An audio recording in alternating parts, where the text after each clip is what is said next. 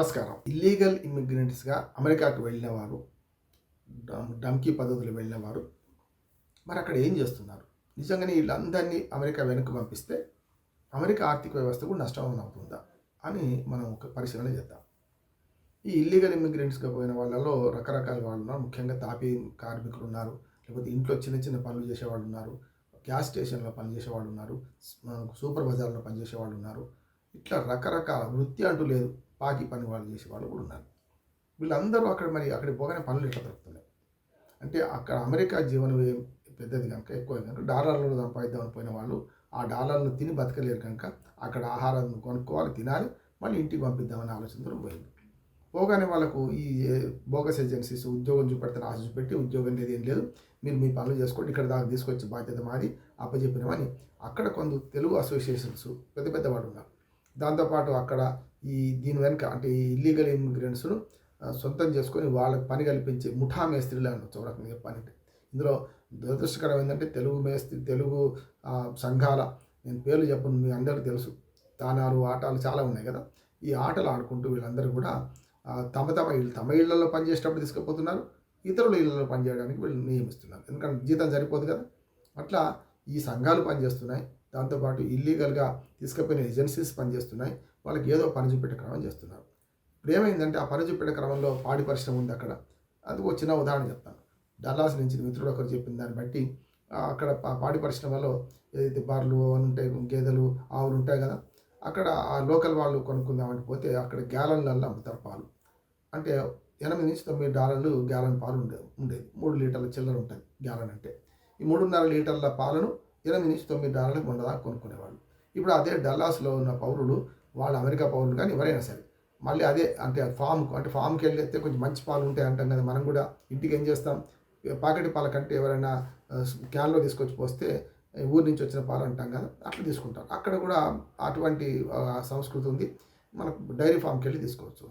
అది $8-9 ఒక గ్యాలన్ ఉన్న పాలు ఇవాళ $15-16 వచ్చింది అంటున్నారు. ఇంకా కొన్ని చోట్ల అయితే $18 వచ్చినట్టున్నారు.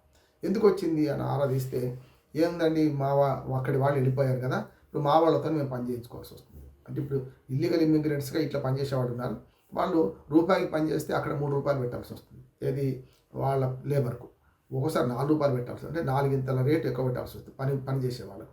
రూపాయికి పనిచేసే వాడికి ఏమో అదే ఎక్కువ అనిపిస్తుంది, డాలర్లో వస్తుంది డబ్బులు. దాన్ని మెల్లగా ఇండియాకి పంపుకోవడం, అక్కడ తినక ఉండడం. ఇంకోటి ఆహారం కూడా కొంచెం మన దగ్గర $5 కిలో భోజనం, $5 భోజనం పెట్టడం, అక్కడ కూడా ఒక్కోసారి భోజనం బ్రెడ్ కాస్టు తక్కువ కనుక దాన్ని తీసుకొని తినడం.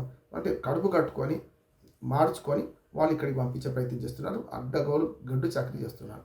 ఇప్పుడు ఆ గొడ్డు చాకరీ ఆగిపోయి ఇల్లీగల్ ఇమ్మిగ్రెంట్స్ మెల్లమెల్లగా అందరూ పోతుంటే ఒకటి అక్కడ పని వాళ్ళ కొరత వచ్చేసి, అందుకని నేను చెప్పిన పాల ధర $18-20 దాకా పోతుంది, ఏది గ్యాలన్ పాల ధర. రెండోది ఏమవుతుంది, చాలా గ్యాస్ స్టేషన్స్లలో ఇప్పుడు బహిరంగంగా మనం పనిచేసి, ఇప్పుడు ఇంట్లలో పనిచేసే వాళ్ళంటే కొంచెం బయటపడరు, ఎందుకంటే ప్రభుత్వము వెంటనే పోలీసు పట్టుకోవడానికి కష్టం. కానీ గ్యాస్ స్టేషన్లలో రంగును చూసి చెప్పొచ్చు కదా, వీడు ఇండియానా లేకుంటే ఇక్కడ ఆఫ్రికానా చెప్పొచ్చు కనుక వాళ్ళ ఎంక్వైరీ చేస్తే ఇమీడియట్ పట్టుబడతారు. కనుక ఇప్పుడు బయట చదువు కోసం పోయిన వాళ్ళు, లేకపోతే నేనన్న డంకీ మార్గాల్లో పోయిన వాళ్ళందరూ కూడా పనిచేసే వాళ్ళు గ్యాస్ స్టేషన్లో మారుకోవాల్సి వచ్చింది. దాంతోపాటు మీకు సూపర్ బజార్లలో, ఇది బహిరంగ ప్రదేశాలలో పనిచేసే మన ఇతర దేశస్తులు ఇల్లీగల్ ఇమ్మిగ్రెంట్స్ తప్పనిసరి పని మానుకోవాల్సి వచ్చింది. ఇప్పుడు వాళ్ళు పస్తులు ఉంటున్నారు, పనేమో లేదు. అట్లాగే ఎవరైతే ఇప్పటిదాకా ఇల్లీగల్ ఇమ్మిగ్రెంట్స్ను పనిలో పెట్టుకున్నారో వాళ్ళందరికీ లోకల్ వాళ్ళని పెట్టుకోవాల్సి వచ్చింది. అందుకని ట్రంప్ చాలా పెద్ద పాచిక వేశాడు. వీళ్ళు పోతే అంతమందికి అమెరికాకు ఉద్యోగ కల్పన జరుగుతుంది అనే ఉద్దేశం కదా. అప్పుడు ఏమవుతుందంటే లీగల్గా అంత డబ్బు తీసుకుంటారు, వాళ్ళు పని చేస్తారు. కానీ మన వాళ్ళు అంత పని చేయరు నిజంగా చెప్పాలంటే. కానీ అయినా సరే ఇప్పుడు పనిలో నాణ్యత పోయింది, డబ్బు ఎక్కువ ఇవ్వాల్సి వచ్చింది. దానివల్ల ఏమైందంటే అమెరికా ఆర్థిక వ్యవస్థలో ఈ మార్పులు వస్తాయి. నేను చెప్పిన పాల ఉదాహరణ ఏంటంటే, చెప్పాను కదా, $8-9 ఉన్న గ్యాలన్ పాలు $15-16 పోయింది అంటే దానికి అర్థమైంది ఏంది, స్పష్టంగా మనకు అర్థమవుతుంది ఏంటంటే ఇది దుర్మార్గంగా రేపొద్దున అమెరికా ఆర్థిక వ్యవస్థ మీద భారం పడుతుంది. అట్లా అని మరి ఇల్లీగల్ ఇమిగ్రెంట్స్ని పంపాలి, దాన్ని ఎవరు వద్దన్నారు. కానీ ఇప్పుడు ఏమవుతుందంటే అమెరికా ఆర్థిక వ్యవస్థలో నేను 4-5 మార్పులు చెప్తున్నాను. ఒకటేమో డంకీ మార్గంలో అనేక కష్టాలు, అడవులు దాటి, కొండలు దాటి, కోనలు దాటి, తిండికి లేక, తిప్పలు లేక, అక్కడికి రకరకాల ఏజెన్సీల ద్వారా మోసపోయిన వాళ్ళు పోయి అక్కడ ఏదో పని చూసుకొని బతుకుతున్న వాళ్ళు 8 ఏళ్ళు 10 ఏళ్ళ నుంచి ఉన్న వాళ్ళు ఇప్పుడు తప్పనిసరి ఇంటికి రావాల్సి వస్తుంది. వచ్చే క్రమంలో సంపాదించుకుంది పోయింది, ఇక్కడ ఉన్నది పోయింది, ఉంచుకున్నది పోయింది, రెండో చెట్ట రేవడైపోయి వాళ్ళు వచ్చేసారు.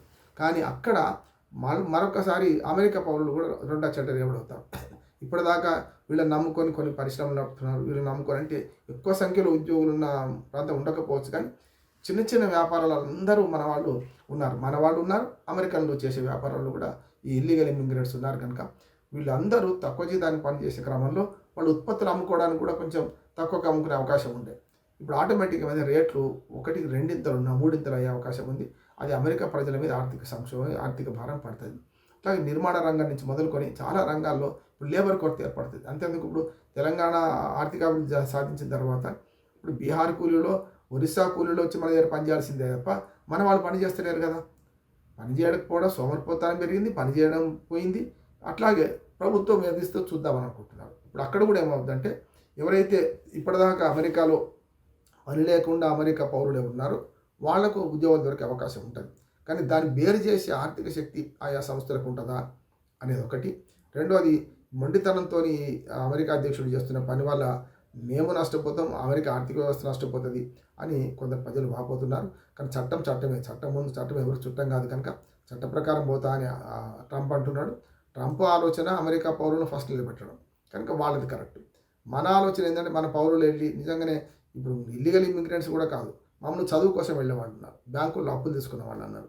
వాళ్ళందరూ కూడా తల్లిదండ్రులు ఒప్పించి అక్కడికి పోయినాక ఏదో పని చేసుకుంటాం, ఏజెన్సీస్ వాళ్ళు చెప్తున్నారు కదా కొంత సంపాదించుకుంటాం, మేము ఇన్స్టాల్మెంట్ మేము కట్టుకుంటాం అని ఇక్కడ 50 లక్షల నుంచి కోటి రూపాయలు అప్పు తీసుకున్న వాళ్ళు ఉన్నారు. ఏది అక్కడికి లీగల్గా పోయిన వాళ్ళు కూడా వాళ్ళందరూ కూడా పనులు పోయినాయి. ఇప్పుడు నిజంగా చెప్పాలంటే ఇల్లీగల్ ఇమిగ్రెంట్స్ మా అంటే ఇండియా అంతా కలిసి 1,00,000 మంది ఉండొచ్చు. కానీ ఈ లీగల్గా పోయిన వాళ్ళు 1,00,000 మంది పైన ఉంటారు కదా. వాళ్ళు చదువు కోసం అంటే విజిటర్స్ వీసా లేకపోతే చదువు కోసం పోయిన వాళ్ళు ఈ పనులు చేసుకుంటున్నారు.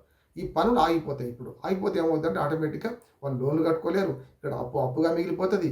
అంటే ఇల్లీగల్ ఇమిగ్రెంట్స్ ఏమో బహిరంగంగా ఏడుస్తున్నారు, లీగల్ ఇమిగ్రెంట్స్ ఏదైతే వాళ్ళు పోతున్నారో వాళ్ళు లోపాయకారికి ఏడుస్తున్నారు. అంతే తేడా. అంటే గతంలో సాగుతుంది కదా, కోర్టులో గెలిచిన వాడు ఇంట్లో ఏడుస్తాడు, ఓడిన వాడే కోర్టు ముందు ఏడుస్తాడు అన్నట్టు ఈ ఇద్దరి పరిస్థితి రెండా చెడ్డ రేవడిగా ఉన్నది. కనుక ఇది ఎంతవరకు మరి కొనసాగుతుంది, మరి ట్రంప్ ఇది ఎంతవరకు దీన్ని గట్టిగా అమలు చేస్తాడు, కానీ కొంతవరకు చేసి మళ్ళీ ఊరుకుంటాడా అనే మాట వస్తుంది. అది ఎంతవరకు నిజమైతే చూద్దాం. నమస్కారం.